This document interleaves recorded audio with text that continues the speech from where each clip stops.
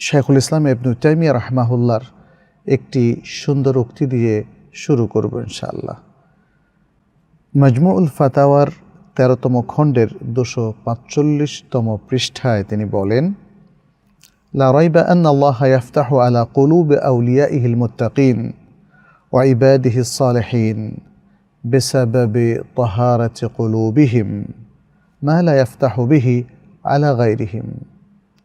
কোনো সন্দেহ নেই যে আল্লাহ তার মুত্তাকি বন্ধুদের এবং তার সৎকর্মশীল বান্দাদের অন্তর উন্মুক্ত করে দেন, কারণ তাদের অন্তরগুলো পবিত্র।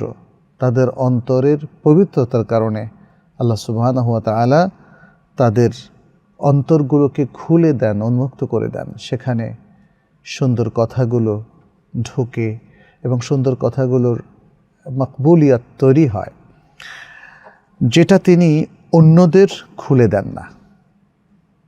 তাহলে আল্লাহর যারা মুত্তাকি বান্দা নয়, মুত্তাকি বন্ধু নয়, ওয়ালি নয় এবং সৎকর্মশীল মানুষ নয়, তাহলে তাদের অন্তর কিন্তু বন্ধ থাকে, সেখানে সত্য ঢোকে না।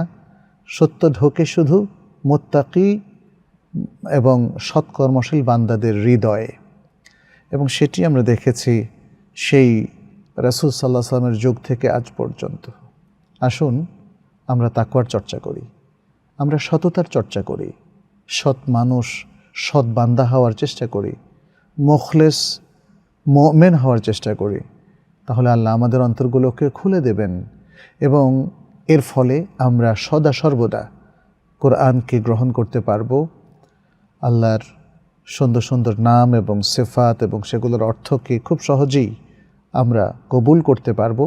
আল্লাহর নির্দেশগুলো মেনে চলা আমাদের জন্য সহজ হবে, কারণ অন্তরটাকে যে আল্লাহ তাআলা নরম করে দিয়েছেন, খুলে দিয়েছেন, উন্মুক্ত করে দিয়েছেন।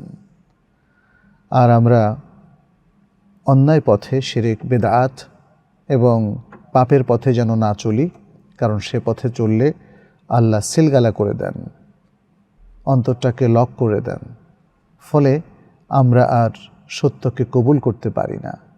এটাই আজকের যুগে অনেক মানুষের সত্যকে কবুল না করার কারণ তাদের অন্তরটা লকড। তারা আল্লাহ তাআলা কোরআনে এই জন্যই বলেছেন, আফালা ইয়াতাদাব্বারুনা আল কুরআনা আম আলা কুলুবিন আকফালুহা। তারা কোরআন নিয়ে কেন চিন্তা ভাবনা করে না? নাকি তাদের হৃদয় লকড হয়ে আছে, তালাবদ্ধ হয়ে আছে। যাই হোক, এতটুকু বলে আমরা আমাদের আজকের মূল সেশনে প্রবেশ করতে চাই। সেটি হলো প্রশ্নোত্তর পর্ব। আপনাদের অনেকগুলো প্রশ্ন